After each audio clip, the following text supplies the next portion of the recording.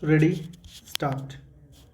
Sir, last one which the finance minister has indicated in his budget speech.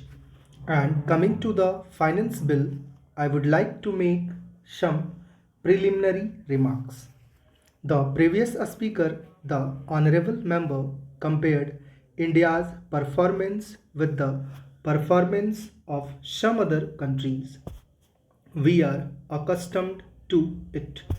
Whenever members of the Treasury benches speak, they compare India's performance with that of Pakistan, Ghana, Nigeria, and so on. I think it is most irrelevant. India cannot be compared with Ghana or even with Pakistan. India's industrial base, its resources are not comparable to any of these countries. Even such comparison is done on a very convenient basis.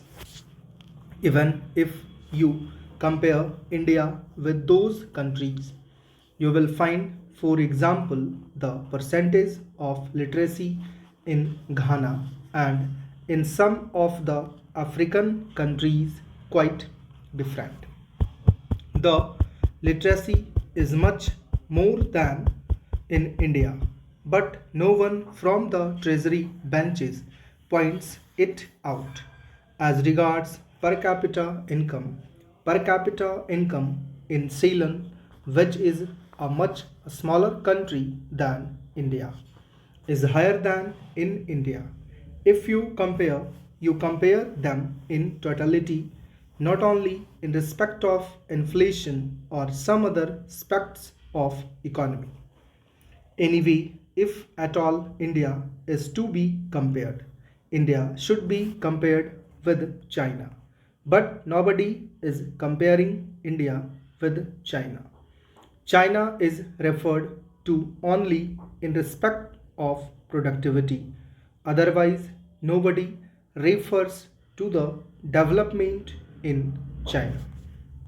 While discussing the finance bill, I would like to make a little reference to the original budget because the finance bill is meant to give effect to the financial proposals contained in the budget for the year 1998-99. It is the general thinking of the people, and it is also an accepted theory that the budget of the government reflects the economic policy of the government. It indicates the path in which the ruling party wants to lead the country so far as the economy is concerned, so far as agricultural production is concerned.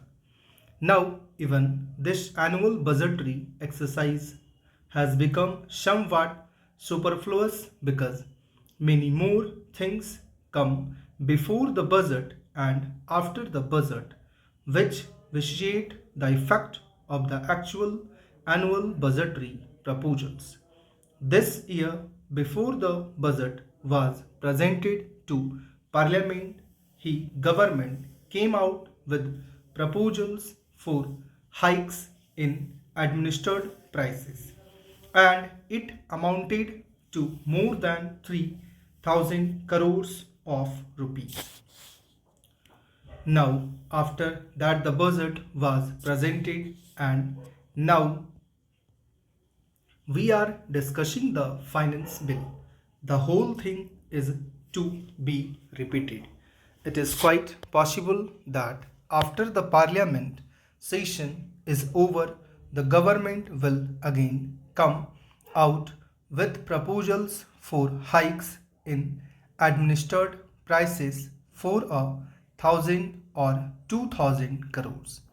So, the annual budgetary exercise for the last few years has become an exercise which does not reflect the reality, which does not reflect the actual economic policy of the government. Sir, while in the budget the government came out with a huge deficit of rupees 7,000 crores or so at that time, all of us predicted and all of us apprehended that there would be a double digit inflation. Now, from the various publications of the government, we find that presently the wholesale price index has gone up by 10 points. Now, what is the effect of this 10-point rise? It does not reflect the actual prices because the manner in which the index figures are compiled is not quite correct, and we have raised objections several times. Its reflection on the consumer price index is more distorted because of the way in which the data are collected and compiled. Now, I want to deal with another point about the price rise and inflation. The earlier a speaker compared with other countries, but I feel that even this 10-point rise in the wholesale price index would be much more, and its effect on the consumer price index would be much more. What I want to bring to your notice is that whatever figures the government dishes out to us, I am not in a position to believe in those figures. It is because of the fact that the manner in which they are collected and compiled gives a distortion. That is my point. Even this increase by 10 points or 9 points or 10.4 points would have been more had there been much more consumption by the people. What is the purchasing power of the people?